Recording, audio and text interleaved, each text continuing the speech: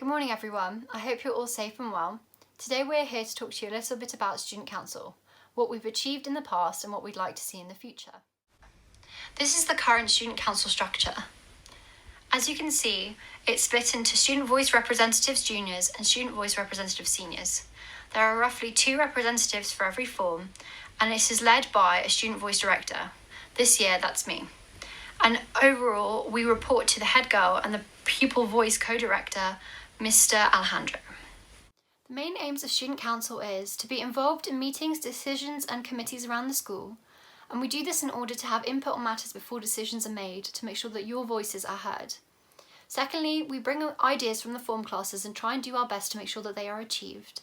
And finally, we make a connection with the Parents' Committee with the object of securing a bid at the end of each academic year. The aim of this being so that we can purchase items which may not fit into other budgets. So our school's been able to raise over £500 in unallocated funds. All of the representatives of each form class asked their form as to what charity they thought would be best to donate the money to. Many said that we should give the money to cancer research and homeless shelters. However, the majority of people said that we should give the money to a charity that is supporting the NHS. We think that this is the perfect opportunity to give back to them and express our gratitude for their support throughout all of our lives and especially through this pandemic. Something that Form 3 suggested to the Student Council this year was that 5 to 6 pupils with the most house points in Form 3 would go to the Thorpe Park trip instead of 3 to 4. This is because Form 3 is a larger year group. This suggestion was brought to the Student Council and successfully Mrs. George announced a change at Assembly. This is a very good example that shows how Student Council works and how your ideas and suggestions can improve our school. Last year, when I was a student council rep for my class, they requested to have trousers and a school uniform, which began as a process from last year, and to walk home in PE kit. With the council, this has both been achieved. If there's anything else that you think that we should have that doesn't quite fit into any subject or a department, the school council can discuss it and make a proposal to the Parents' Committee. Student Council became the hub for catering matters as we met with the catering managers to feedback our peer suggestions about the food and service. To be a good student council, you would want to be part of change and be willing to work as a team to encourage others to achieve their goals. To be a good student council, you must be organised, committed and actually have interest in the work you are aiming to do to help the school and the students. With these characteristics and qualities, you will be able to represent your school as a really good student council. An integral quality in a student councillor is enthusiasm. When coming up with new and innovative ideas and presenting them to the student council, you must be enthusiastic and passionate about whatever you're saying. In my opinion, one of the best parts of being a student councillor is having the courage to speak out and voice the opinion of those in your form as well as your own. During my journey of being a student councillor, I've learnt the importance of having confidence and courage, and that's why I wanted to do this role in the first place. Overall, the best student councillors are all hard-working and love working with their forms to come up with new ideas and make changes. I hope this assembly has inspired some of you to think about applying for Student Council next year. It's a very rewarding role, an important one, as it allows your form's voices to be heard when making decisions that will affect us all. Thank you for listening, and I hope you have a lovely weekend. Good morning everyone, I hope you've had a lovely week back. I'm going to begin today with some house points, and congratulations to Lucy Williams and Daisy Morris in Lower 5 for achieving their silver house point badge, and also to Lucia Puccetti in Form 3 for achieving her gold house point badge. This is a really fantastic achievement from all 3 girls. Now, today's list of Augustinian Awards is the longest yet. And that's because your teachers are so incredibly impressed with your effort and achievement. So here we go. Congratulations to Grace Liao in Lower 4 for her fabulous depiction of the miracle of the blind man. I've seen this actually, Miss Corkery sent it to me, and it's so artistic and creative. Also congratulations to Sophia Smith and Karuna Singh in Lower 5 for exceptional progress in physics. Also to Abigail Ilju in Form 3 for impressive progress in science, to Anna Spurway and Freya Horridge in Lower 5 for being extremely positive and chatty in form time and bringing a sense of the normal to each day. Also congratulations to Alice Hill, Esme Cohen, Sophia Krunich, Amber Connery and Lucy Williams for their constant effort and significant progress in history. Congratulations to all of Upper 4A for being responsible, punctual and keeping their chins up every day in registration. And I must say actually that the whole of Upper 4 are incredibly impressive and punctual.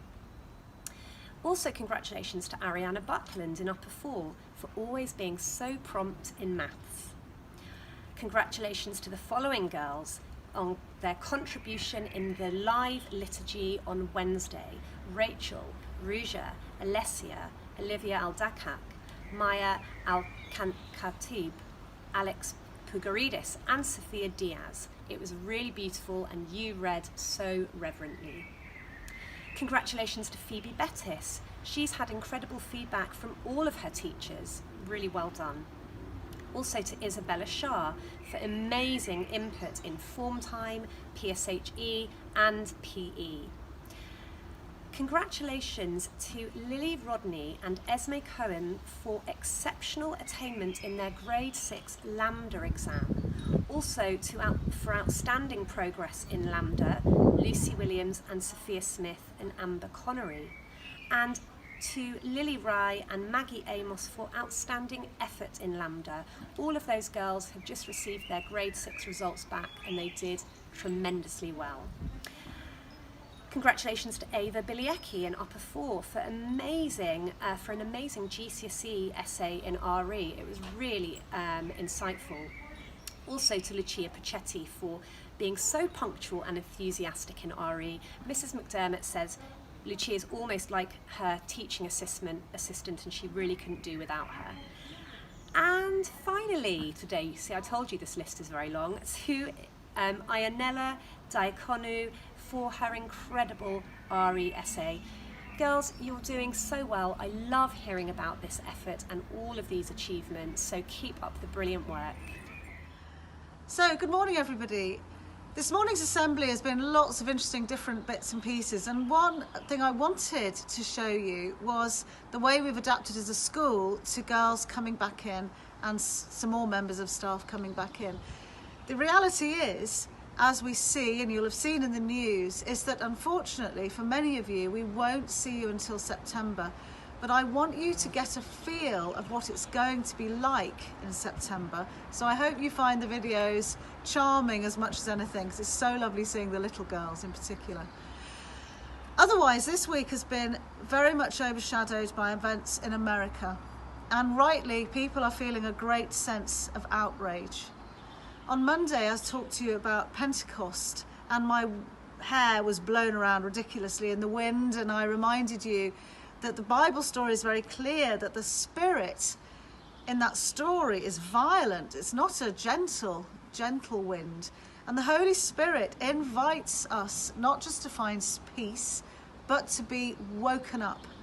And on Wednesday, the first reading was from the letter of St. Timothy. Think about these words. God did not give us a spirit of timidity, but the spirit of power and love and self-control. And that's an amazing triplet. It's not power on its own, it's power with love. And it's not just love, it's self-control. I'd really like you to think about those 3 words as a triangle this weekend. Imagine if we lived lives dedicated to those ideals. And Alan Paton, who was writing in South Africa, who in 1948 published the beautiful novel Cry the Beloved Country about racism in South Africa. He wrote very clearly about that relationship between power and love, because he spoke about the way in which love is the greatest power of all. So girls, we all have a duty to challenge racism when we encounter it, but also to dig deep when we reflect on our own behaviour and every single thing we might do which might unwittingly contribute to that. One of the reasons there's such rage in America, and it's the same in England, is that black people have been repeatedly killed in custody or while being restrained by police. And the rage is because nothing changes. And we have a duty, I'm always telling you that, to make sure you're agents of change. The final thing I wanted to ask for your prayers with today, as I lead you in our last prayer, is I've been speaking to Father Thomas. He, as you know, is a man with a great spirit of love, and there's no timidity in that man. He has been going to pray with and give the sacrament of the sick to people who are dying of COVID. And every time he does that, he needs to self-isolate. He's just gone into self-isolation again. And I wondered if we could join our prayers all together for that very dear man who looks after us so very well. So this is a prayer written by Alan Payton. In the name of the Father, and the Son, and the Holy Spirit. Amen. O Lord, open my eyes, that I may see the needs of others. Open my ears, that I may hear their cries. Open my heart, so that they need not be without succour. Let me not be afraid to defend the weak because of the anger of the strong, nor afraid to defend the poor because of the anger of the rich. Show me where love and hope are needed, and use me to bring them to those places, and so open my eyes and my ears, that I may this coming day be able to do some work of peace for you. And we make this and all of our prayers through Christ our Lord. Amen. And we say together, Saint Augustine, pray for us. In the name of the Father, and of the Son, and of the Holy Spirit. Amen.